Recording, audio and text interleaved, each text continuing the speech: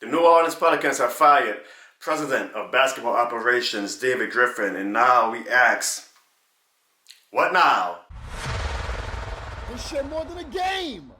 After yet another disappointing season, David Griffin, after his sixth season, was let go today by the New Orleans Pelicans. Now, I know a lot of people are going to be interested in this part. Head coach Willie Green is still our head coach, and it is reported that the next president of basketball operations will have his choice on does he want to keep Willie Green or does he want to bring in his own guy.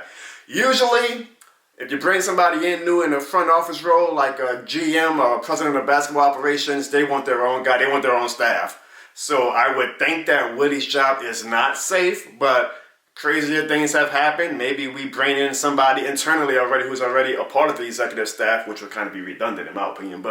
And they say, oh, we're just going to keep Willie in. We think that it was a lot more with the injuries and whatnot. We all know that Airline Drive likes to really focus on injuries being the main reason why they struggle. Even though it is legit, it seems like sometimes they use that to kind of avoid their downfalls. But David Griffin is gone. I know a lot of fans are excited about that. I, for one, was even a proponent of him. I'll say this.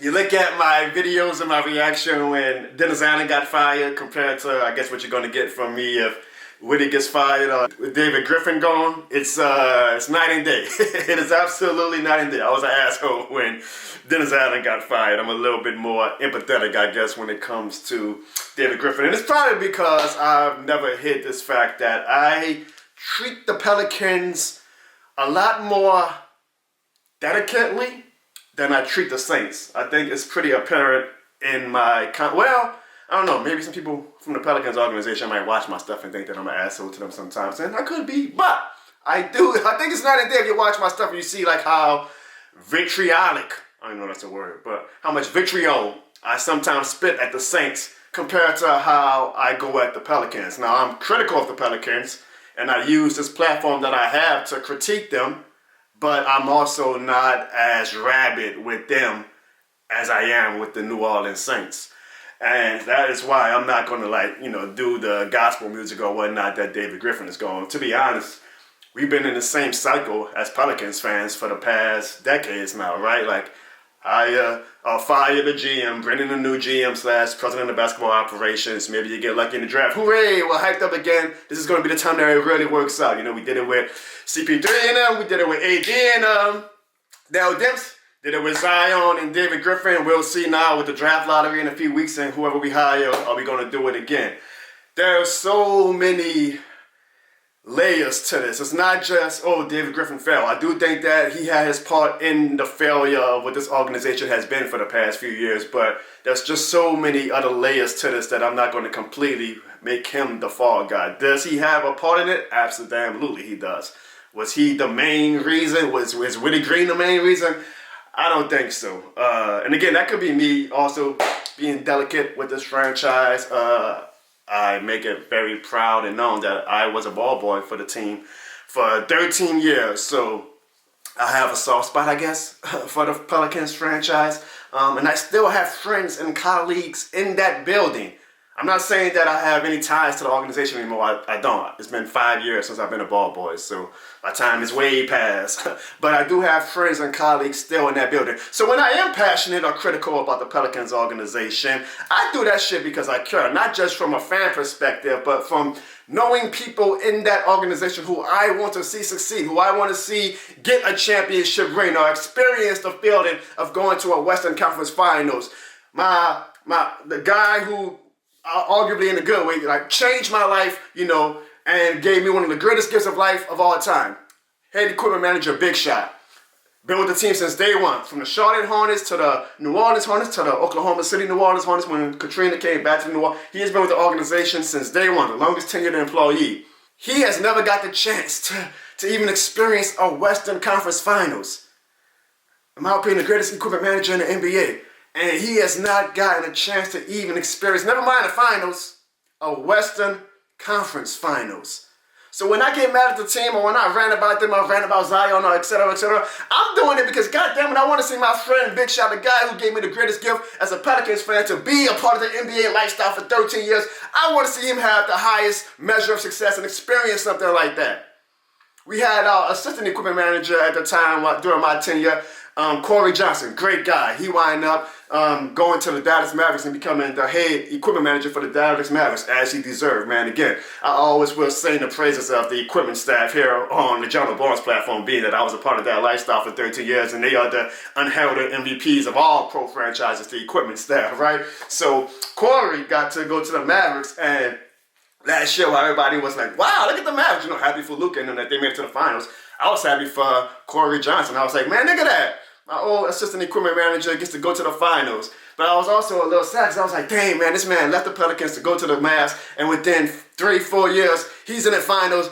Big Shot has never even got to go to Western Conference Finals yet. That's when I am like ranting on the Pelicans on Twitter, social media, on my videos. That's who I'm ranting for.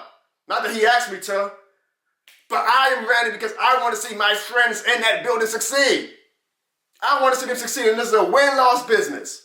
And so sometimes I get a little like, well, I don't know if I want to call for anybody's job or whatnot as a fan because, does that put my friends at risk of losing their jobs because a new regime can always come in and, remove everybody and say, God damn, we'll start over. I don't want my friends to lose jobs, so I am a little hesitant transparently and biasedly with that. But I want to see my friends succeed, and the way this organization has been being run the past 4, 5, 6 years, clearly we were not on the path to success. I mean, we've had teams who were below us. The day that we won that 2019 NBA draft lottery to get the rights to Zion Williamson have completely lapped us. The number 1 seed right now in the Western Conference is Oklahoma City Thunder. They were way behind us when we won the lottery. And we had way more assets and potential. And now they're the number 1 seed, potentially might go to the finals this year. And we are once again hoping that we win the draft lottery again. You should not be in year 6 of a Zion Williamson era after you won a draft lottery 6 years ago and still in tank mode and still losing by 50 points. And still hoping that, okay, now Cooper Flagg, Dylan Harper, Ace Bailey, maybe they're going to be the ones to save us. We thought that we were past that. We thought that by year 6, we thought we would be in the finals by now or contending for it.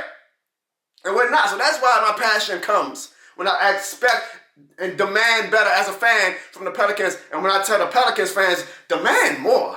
Demand more. The same fan base, well, I would think the same fan base, at least a lot of the shared fan base, who gets passionate about Derek Carr every week. We're doing it now with Derek Carr, right? Demanding more of Derek Carr. But then when it's Zion, it's like, oh, but it's Zion. It's Zion. He's just a kid. No, he's not. He's in year 6. And I was, as a ball boy, able to experience some of the Zion era before the pandemic hit and ended my career as a Pelicans ball boy. I had a few games where I got to experience and be with Zion, not as much as I was with like Anthony Davis and Chris Paul and whatnot, but I was able to, kind of get a feel a bit, as much as you can in a few games for Zion. Cool kid, great guy. I cannot imagine coming out of college and having over $100+ million thrown at me and being expected to be the savior of a franchise, and the whole city is just like treating me as if I'm Jesus reincarnated. Like, I cannot imagine how much that can put on somebody.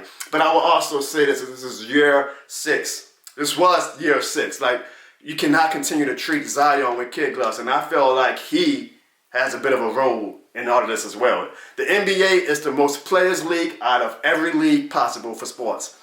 The NFL is not as much of a players league as the NBA. The NHL, MLB, the NBA, I don't care if you got the best damn GM, the best damn president of basketball operations, the best damn coach. It is all dependent on your star player being that guy. Zion Williamson, folks, has not been that guy. Whether you want to admit it or not, because you're still treating him with kid gloves. He has not been that guy. It takes more than just being extremely talented on the court. You got to be a leader. You got to demand, and you got to put in so much work. I've seen LeBron James and Kobe Bryant up close. They have all the talent in the world. They can skate by off of their pure raw talent and make the Hall of Fame. But I saw those guys up close, like, put in the insane amount of work that you don't see on camera for them to be great. I haven't seen that from Zion yet. And I'm demanding that out of Zion, because part of the reasons why he's always hurt, some of it is just freakish injuries. He is a very uniquely shaped, one-of-a-kind NBA player that we've never seen before. Some of it is because of his diet habits and his off-season lack of dedication that, some of these injuries is like, you could have prevented that if you actually would have, took care of your body the way that Kobe Bryant and LeBron James did. I want to demand more of Zion Williamson. I want this next front office, whoever the basketball president of operations is, to demand more of Zion Williamson. I want the fans to. I'm not saying y'all got to be cruel, because I think y'all get a little too cruel with Derek Carr. But y'all got to demand more and stop treating these guys with kid gloves, man. One thing about Chris Paul I always say is, Chris Paul likes to win. But who doesn't like to win, right? We all like to win. But you know what made Chris Paul stand out above all the other superstars that I got to work with during my time with the Pelicans? Chris Paul hated to lose. There's a difference in that. It may not make sense when I say it out loud. But Chris Paul liked to win. But shit, I'm sure Zion likes to win. Anthony Davis liked to win. And we all like to win. What made Chris Paul different was that Chris Paul hated to lose. And when you hate to lose, you put in an unwavering amount of work and dedication to your craft, because Chris Paul was like, I do not want to experience the feeling of losing. Whereas sometimes I feel like with this crop of players we have now, they get comfortable with losing. And I'm not saying that as a detriment to any of them, because I love Trey Murphy, I love Herb Jones, I love Jose Alvarado, CJ McCollum. I think they're all great guys. I never got to work with them as a ball boy, so I don't know firsthand of how the work and all that is. But I do think this franchise as a whole, sometimes you get used to losing and you get comfortable with it. Chris Paul did not want this franchise, when it was the Hornets, to ever get comfortable with losing. And that's part of the reason why he asked for a trade. He felt like the front office was failing him and that they weren't as passionate about winning as he was. And I can't argue against that sometimes. I really can't. That's why I demand more as a fan. I'm like, yes, I want a player. And I'm all going to be hyped up about this draft lottery in a few weeks saying, I hope we get Cooper Flagg or with whoever. My main thing for whoever we take, if we do take one of these players in the top 3, top 4, is I pray that they are as passionate and hate losing as much as someone like Chris Paul did. Because we need someone to come in and really flip this franchise upside down. Zion can still be that guy. I'm not closing the book on him. Okay, he's too damn good. That's what frustrates me about him. Like, I believe truly in my heart that Zion will be a top 5 player if he puts it all together. But he's got to want it, man. He has absolutely got to want it, which is why I'm going to demand it of him as long as he's wearing my city's name across his chest. He's got to absolutely want it, man, because, again, it's a players' league. If Zion was that top 5 player that we all thought he could be when we drafted him, none of this, I would not be making this video right now. I'd be getting ready to make first round game reaction videos and saying, is this the year that the Pelicans finally win the championship? That's what I thought I would be making when we drafted Zion in 2019. Not no damn, well, guys, time to find another president of basketball operations and see if we're going to get a new coach. I want and I expect Zion to be better, and I hope the fans do too. But if it winds up being that the next guy that we draft in the draft lottery, if the draft lottery guys are kind to us yet again, maybe the third time's the charm, draft lottery guys. I know that some might say the Pelicans don't deserve a number 1, number 2 pick after how we did AD and Zion dirty. But hopefully draft lottery guys, you guys look down on us again in a few weeks. But I hope that whoever we draft, whether it's Cooper Flagg or Ace Bailey or Dylan Harper or all of these top prospects, I really hope that they have that dog in them, that's someone that Chris Paul had. And again, I know it's real tough when you're coming out of college. You got a lot of money being thrown at you. It's a generational thing sometimes. Maybe these kids aren't as passionate about winning as they are about buying a new house and a new car and all that. I get that. I probably would have been the same way. Like, shit, I got $100 million to my name now. I'm trying to live life, But I just hope that whoever we draft, however the ping pong ball swinging, wherever the basketball guys dictate our future to be, and that guy is passionate about winning and hates losing. There's a difference between liking winning and hating losing. So, to wrap this all up, I don't want to ramble too much. The Pelicans are yet again in this space where we need to hire a president of basketball operations who will then determine if we're going to have a new GM, a new coach, if he's going to run it back with the same staff, which I'm mixed on that because I'm like, well, how do you fire the president of basketball operations, but then you bring back the whole same staff? Like, what are we doing? Like, if we're going to do a fresh start, do a fresh start. But I'm biased. I got some friends in the organization who I want to succeed. So I'm like, well, if it keeps their job security high, then run it back with the people we have remaining on the staff. But I'm not going to, celebrate David Griffin being fired. I'm not going to act like, oh, this is the cure to everything that ails us. I mean, shit. It's also just, thank God I'm a fan and not an analyst or a front office guy myself, and I'm not getting paid to make decisions because, what is the answer, right? Like, shit, you just got to pray that we get lucky finally and stop having all these goddamn injuries. And the team has made a conscious effort to try to improve the training staff and whatnot, and yet we still have these injuries. This past year was probably, arguably, which is crazy to say out loud given how much injuries we have in the past, but the worst of injury luck that we've had ever. I mean, goddamn. So sometimes it's like, well, shit, you just pray we get lucky. Pray that next year the Pelicans are healthy. And maybe it'll lead us to some greener pastures. But I'm not going to act like, oh, just because we fired David Griffin, the sky is bluer, the grass is greener, and all that stuff. Now, I've been in this cycle enough with, firing a coach, firing a GM, et cetera, et cetera. I mean, that's what the life cycle of a fan is, right? Like, the next guy is always going to be the guy. We're Saints fans, if you're watching this mainly, probably. You're a Saints fan.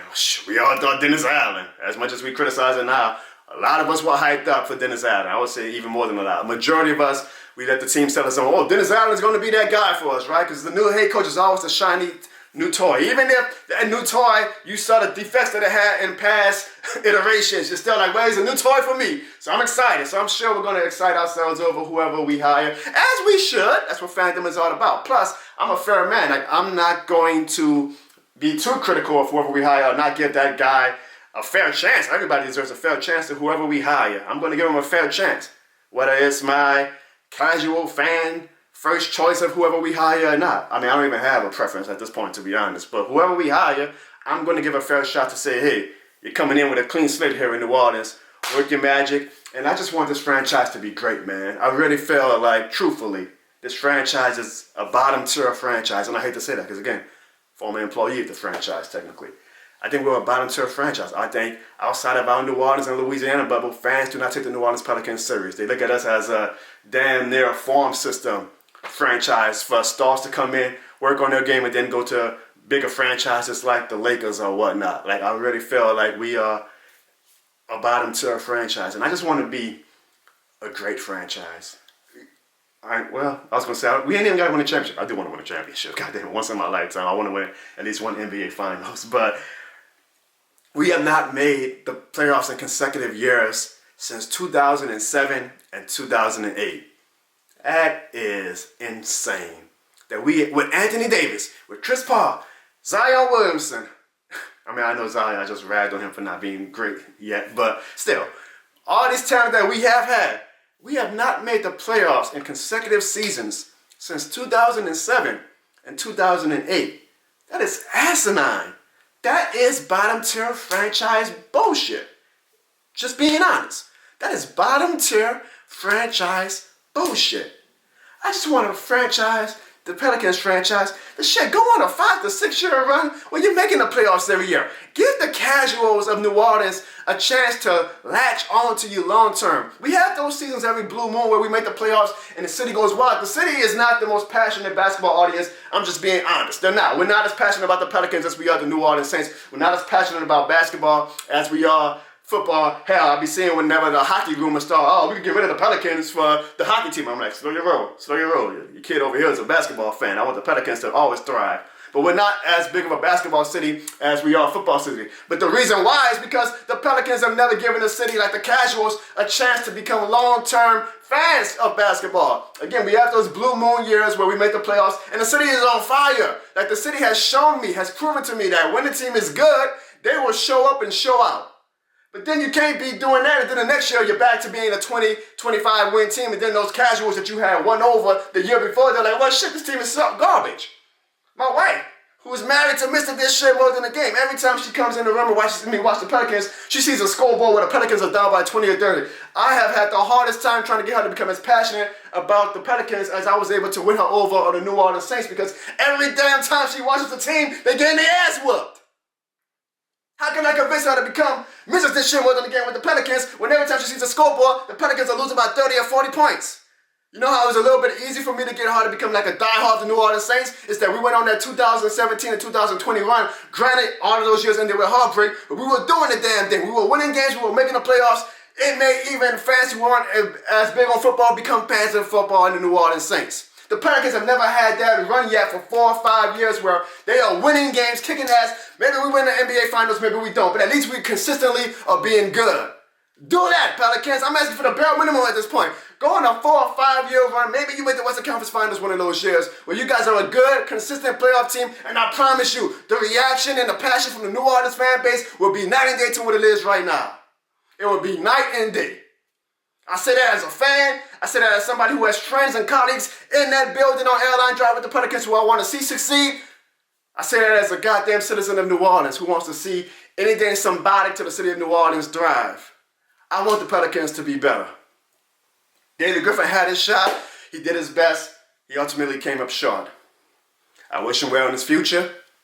I hope that the next president of basketball operations can do for us what Sean Payton did. I hope that the next star player of the New Orleans Pelicans, if it winds up still being Zion, gives us that Drew Brees effect. Sometimes it just takes luck. You finally have the sports gods look down on you. The Saints were not a franchise. I mean, the Saints now are not a model franchise of greatness. But that 1 year, we struck a home run finally. We hit a home run finally. Got Drew Brees and Sean Payton in one offseason. And for 15, 16 years, we got to experience what greatness actually was. I want that for the New Orleans Pelicans. As a fan, I'm not going to treat them with kid gloves. I'm the number one guy who could treat them with kid gloves. And again, I even hold back on them a little bit the way I go at the Saints, but I'm going to demand greatness. I hope you as fans continue to demand greatness. And demanding greatness isn't just fire the head coach, fire the president of basketball operations, fire the GM. Demand more from the players. Demand more from Zion. The man is making $100+ million. Demand more from him. That same passion y'all give to Derek Carr, give 50% of that to Zion and say, Zion, dude, what are you doing? You could be one of the best players in the league. Lead us to greatness. Demand more, man, because this franchise is right now a bottom tier franchise, and I want them to be great. And I'm hoping they are going to be great. And I'm cheering for them to be great. And like I've been saying for the past damn 5 years, it feels like now, on my content and on my channel when it comes to the Saints and Pelicans, I will always make my apologies and my vitriol and my passion as loud when it comes to praising you guys as I do with criticizing you guys. Y'all got to give me a reason to praise y'all. Y'all got to give the fans a reason to praise y'all. Y'all have not, for the past 4 years, consistently given the fans a reason to praise y'all. Y'all have given the fans a reason to be illogical and insane and sometimes downright cruel when it comes to discussing you guys because you guys have not matched their passion. And hell, I will even argue y'all have taken advantage of their passion. Raising the season ticket prices for the Saints and Pelicans after these 2 garbage-ass seasons they just had, that's asinine to me. And I've spoken about that publicly and I'll continue to speak about that publicly. Asinine to me that the Saints and Pelicans had the gall to raise season ticket prices after they too had the 2 of their worst seasons in franchise history. Yeah, I'm a sucker because I still paid the Saints for their season tickets, but still, asinine of me. But I tell you what, y'all become great again, y'all make the playoffs, I'll be singing y'all praises, singing y'all the greatest goddamn franchises in the world, and using this shit more than a game platform for good to get you guys even more support. Not that I don't have this much power or whatnot, but just to be a voice and have a platform and amplify the great things you guys are doing. But I'm not going to be a sucker and just treat you guys and kiss your asses blindly when y'all have not matched the fan support, passion, energy, and ultimately results the way y'all should have. Hopefully this next basketball president for the New Orleans Pelicans does that.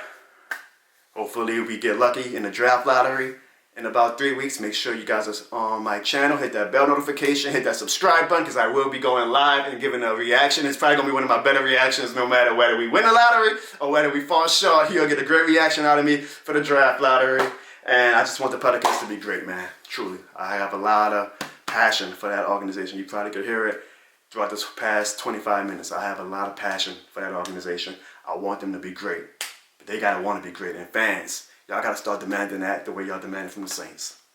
So that's my 2 cents. David Griffin, you brought in a lot of talent from us. I wish you all the best in whatever your next endeavor is. Hopefully this is the start of a new great beginning for the Pelicans because we got talent. We got talent. Jose Alvarado, Trey Murphy, Herb Jones, Zion Williamson, Eve's missing. We got talent. We gotta get the house together, man. We gotta get the house together. So thanks for y'all watching this video. If you're new to the Jono Barnes channel, do me a favor. Hit that like and subscribe button, okay? Is this shit more than the game to you? Are you this shit more than the game certified? Well, if y'all, hit that like and subscribe button. Or not. I'm just a human being. but I'm not the law. See you guys next time. And always remember, it is shit more than a game.